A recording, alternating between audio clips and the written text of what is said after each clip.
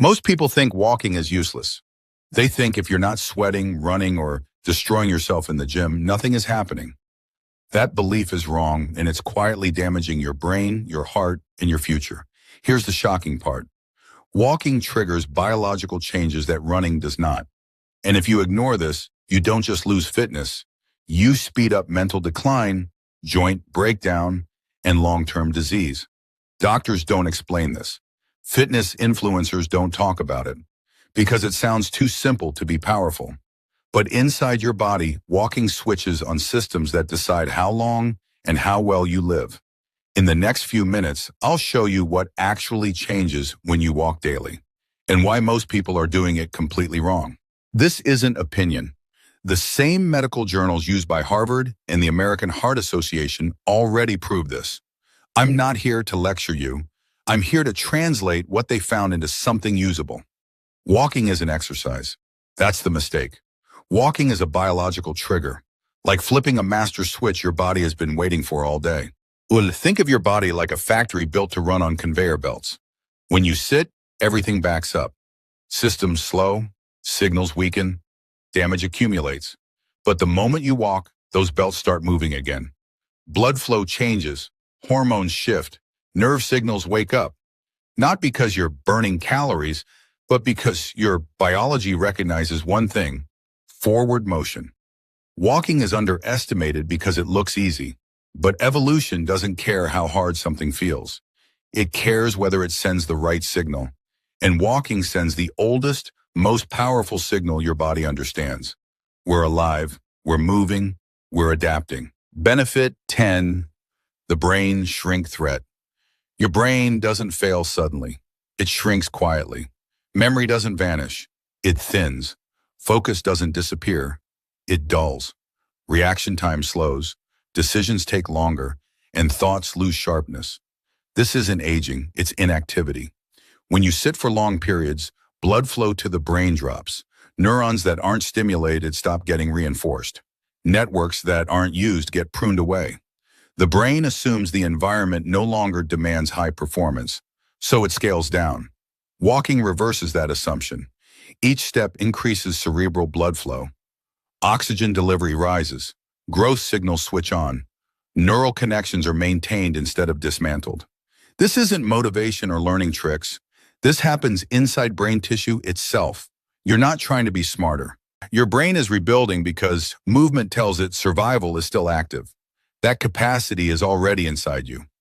Benefit 9, vision loss pressure. Vision loss almost never announces itself. It accumulates pressure. Delicate structures in the eye get compressed slowly. Drainage becomes inefficient. Damage builds silently until it's permanent. This isn't about screens or eyesight effort. It's about circulation. Walking regulates systemic blood pressure and stabilizes fluid movement throughout the body. The rhythmic motion improves drainage pathways that control internal eye pressure. Pressure stops spiking, structures stop compressing. The system involved is ocular circulation, not vision strain. You're not fixing your eyes by staring harder or blinking more. You're protecting them by restoring pressure. Balance your body already knows how to maintain. Walking doesn't give you vision. It prevents its quiet loss. Benefit 8, artery hardening. Arteries don't clog because of age. They harden because they stop being used dynamically. When blood flow becomes stagnant, vessel walls lose elasticity. They stop expanding and contracting. Oxygen delivery drops. Risk compounds. Sitting turns arteries rigid. Walking turns them flexible again. Walking produces steady, sustained circulation. Blood moves continuously instead of pooling. Vessel walls stretch and relax in a natural rhythm. Elasticity returns. Oxygen delivery improves. This happens in the vascular system, not the muscles. Your arteries were designed to move blood all day. Walking doesn't fix them. It reactivates them. The protection was built in from the start. Benefit 7, lung stagnation. Shallow breathing turns lungs into storage units for stale air. Lower lung regions stop exchanging oxygen efficiently. Immune defenses weaken. Carbon dioxide lingers longer than it should. This isn't about fitness. It's about motion. Walking forces rhythmic breathing. The diaphragm engages fully. Air reaches deeper regions of the lungs. old air is cleared. Fresh oxygen replaces it. Gas exchange efficiency rises automatically. This activates the respiratory system, not endurance. You're not training your lungs. You're letting them perform the function they evolved for. Stillness suffocates them. Walking frees them. Benefit 6. Blood sugar instability. Blood sugar problems don't begin with sugar. They begin with cell refusal. Cells stop responding. Glucose stays trapped in the bloodstream. Insulin signals get ignored. Walking fixes this without force. Slow, continuous muscle contraction activates glucose transport channels. Cells reopen. Sugar moves where it belongs. Insulin sensitivity restores itself. No spikes, no crashes. This occurs in the endocrine system, not calorie burn. Your body already knows how to regulate sugar. Walking simply restores access to that knowledge. Control was never lost. It was paused. Benefit 5. Digestive shutdown. Digestion is not automatic. It's mechanical. When you don't move, digestion slows. Waste lingers. Absorption weakens. Discomfort becomes normal. Walking reactivates the machinery. Rhythmic movement stimulates coordinated contractions along the digestive tract. Food moves efficiently. Waste clears on time. This activates the gastrointestinal system, not metabolism myths. Your gut was designed to work with motion. Walking doesn't boost digestion. It turns it back on. The system waits for movement to proceed. Benefit 4.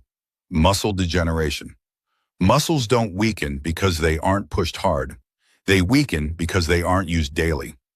Long gaps between activation accelerate loss. Fibers shrink. Support declines. Walking provides consistent, low-impact signaling.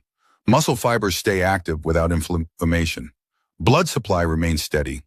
Degeneration slows dramatically. This engages the muscular system, not strain. Your muscles don't need punishment.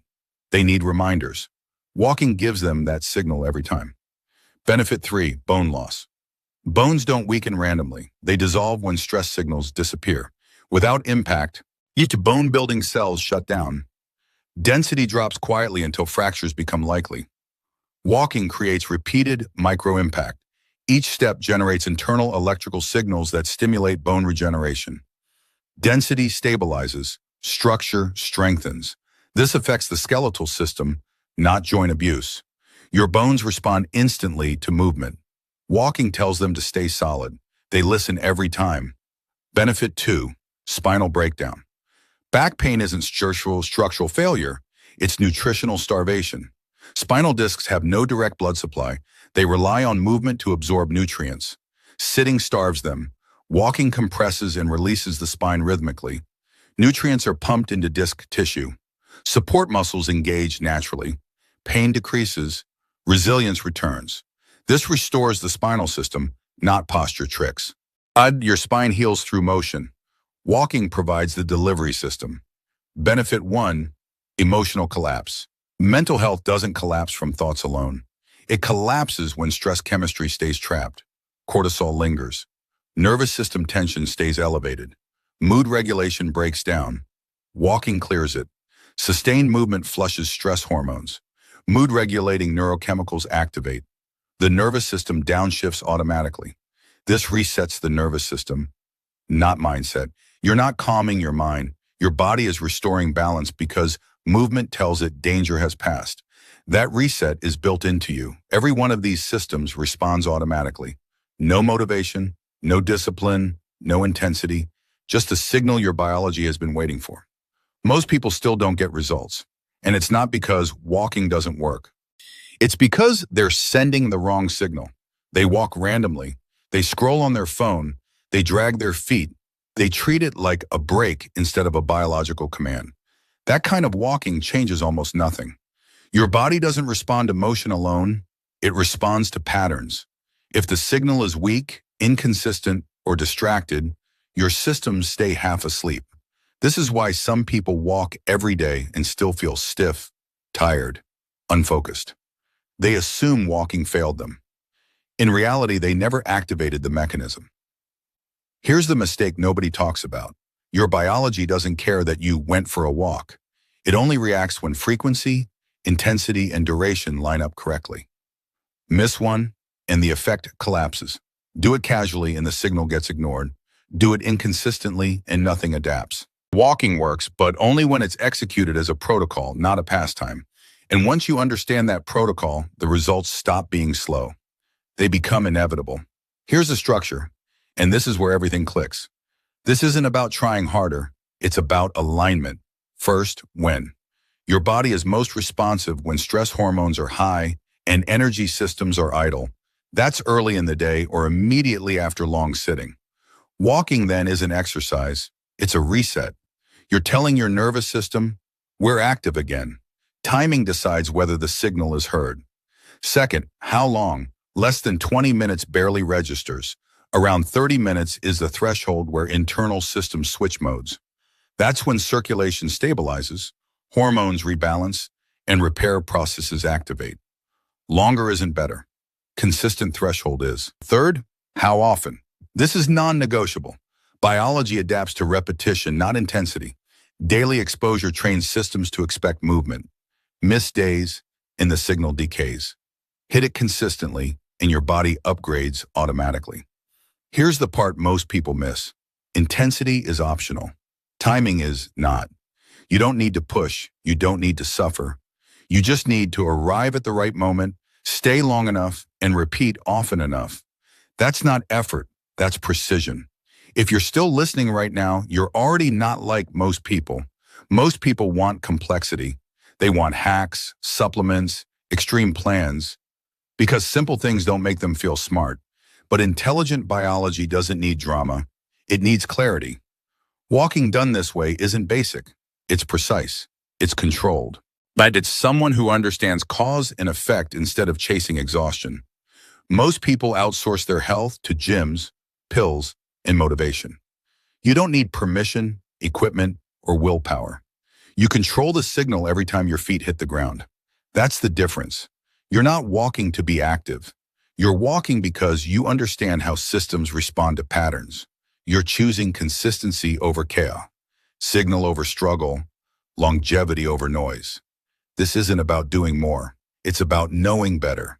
And once you see walking this way, you can't go back to treating it like nothing. Your body isn't breaking down. It's waiting for instruction. Movement is the vote you cast for your future. If this changed how you think, like the video, subscribe for what's next, and comment, I'm walking, to lock it in.